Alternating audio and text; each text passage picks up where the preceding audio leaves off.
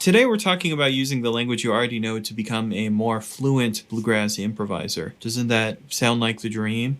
You don't have to learn new stuff. Just use the stuff you already know in a different way. So lots of my students learn how to improvise over G chords and then struggle to play over C chords and D chords. If you're like that, this lesson is for you. My students always say that they don't have the same vocabulary or faculty over C and D chords like they do over G chords, but that is basically 100% false. And this lesson is normally how I prove to my students that they can already play over C chords and D chords. It tends to be a little bit of a light bulb moment. So in today's lesson, you'll learn 40 licks for G, C, and D.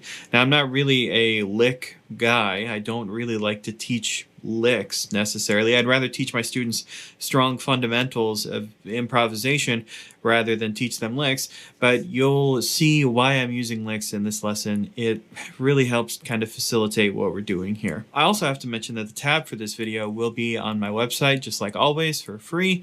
There'll also be a companion video to this one. I'll tell you about it at the end. Okay, let's go. So you've learned a handful of G licks and you've realized that the majority of them really only work over G chords. So we need different licks for every chord. But wouldn't it be nice if we could just transpose those G licks to work over different chords? Well, good news is we can. Before we do a lick though, let's just do one note. Now, the lowest root note over a G chord is 3rd fret on the low E string. If we wanted to transpose this to C, the lowest root note over C chord would be C on 3rd fret of the A string. Everything moved up one string. This will become a theme. Let's do it with a triad now. The root, 3rd, and 5th of a G chord appear on 3, 2, and open of the low E, A, and D strings. You'll recognize this from your open G chord. To transpose those for C, everything gets pushed up a string, right? So the root, 3rd, and 5th of the C chord appear on 3, 2, and open of the A, D, and G strings. You'll recognize that from your open C chord as well. That means that a G lick like this one can be transposed to C just by pushing the entire lick up one string. Does this work always? No. Does it work a lot of the time? Yes. When doesn't it work? Good question. So the problem here is the B string. See, every interval between every string is consistent except for between the G and B string. So for instance, from E to A is a 4th, from A to D is a 4th, from D to G is a 4th, but the distance from G to B is a major 3rd. That's going to be a problem for us because we're moving things up and down a string, and all the strings aren't tuned to the same interval. So for instance, let's take the Lester flat G run. This phrase will easily illustrate the problem if we want to move things up a string. So the original lick sounds like this. Now if I move this run up a string, I get this. Oof, that ain't right. So the additional rule is that notes that end up on the B string after transposition must be raised 1 fret. 1 fret higher. I'm going to say it all together now too. If you're transposing a G lick into a C lick, everything should be moved up 1 string, and notes that end up on the B string after transposition should additionally be moved up 1 fret. Take this lick for instance. Everything just got moved a string higher, but notes on the B string are additionally moved 1 fret higher.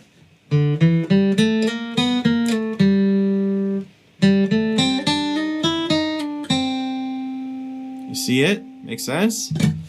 Now that you understand how it works, here's 10 licks, including the 3 that we just went over, that illustrate the system in a variety of ways.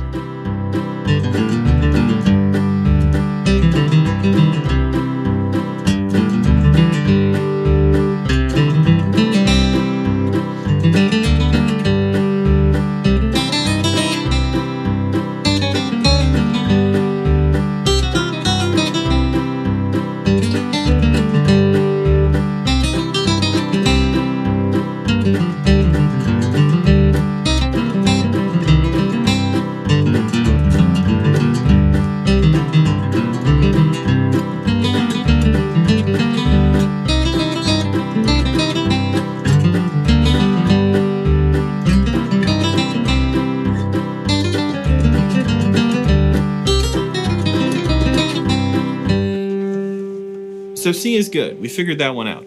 But what if we want to turn our G licks into D licks? What do we have to do? Well, this one is similar. The guidelines are going to be familiar. So let's jump right into a triad example. So the third, fifth, and root of the G chord appear as second, open, open on the A, D, and G strings. Still familiar from your big G major chord. If we had to transpose this to D, so we have a D triad, we're not moving things up a string. Instead, we're moving things down a string. So the third, fifth, and root of the D chord appear on the E, A, and D strings. If you've ever seen a D chord with F sharp in the bass, something like this,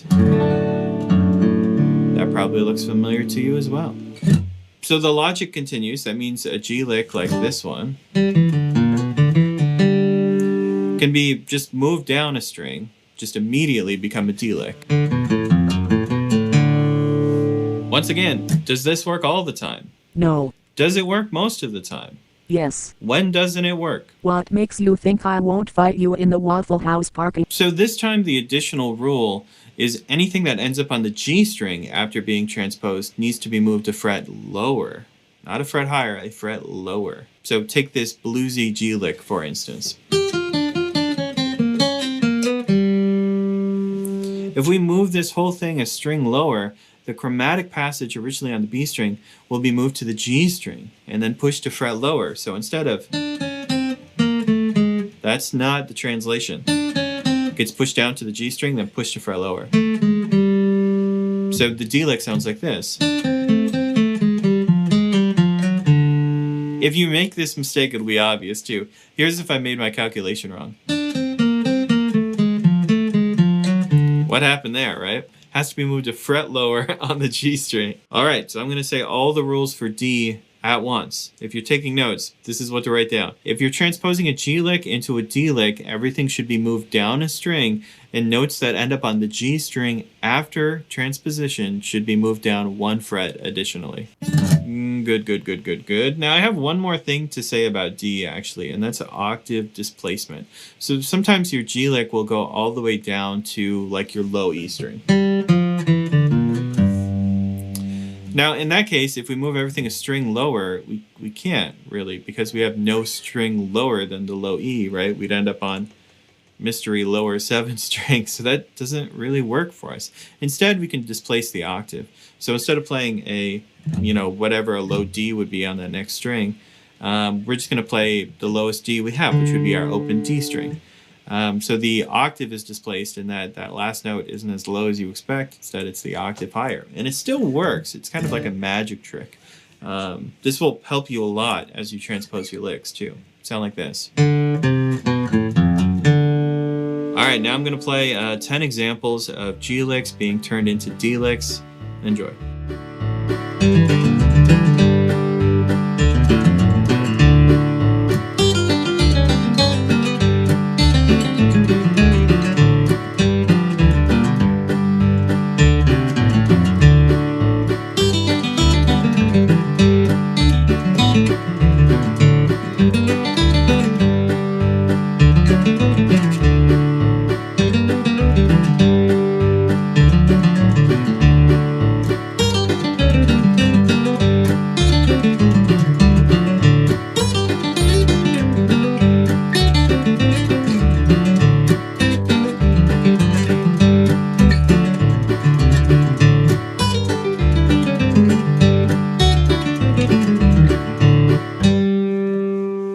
So if you want to practice this, you now have to take all the licks you know for G, C, and D, then transpose them to other chords, right? So your G licks are going to become C licks, or maybe your C licks are going to become G licks. You can just do that math forwards and backwards. Now, it might take multiple steps. For instance, if you have a D lick, it might have to become a G lick and then become a C lick, right? You might have to move it up several sets of strings or down several sets of strings. That's okay. That's just how the process works. Now, I want to warn you as well that you should be careful of licks that include either the high E or the low E, because if we're moving things up and down a string, obviously we're going to run out of strings. So be careful of that. That can make certain licks kind of impractical or near impossible to try to transpose. Anyway, that is all 40 licks that I have for you today. That's 20 unique G licks, as well as 10 C licks and 10 D licks that were transposed from those G licks. There will also be a video on the Extras channel. That's Extras with Marcel. That is just the licks with no annoying talking in between. You can check that out if you're interested. It'll be in the description. Also, the tab will be available on my website, lessonswithmarcel.com, along with a lot of other cool tabs, merch, etc. Go check it out. If you haven't already caught me live, I do that every Tuesday at 6 p.m. Eastern right here on YouTube.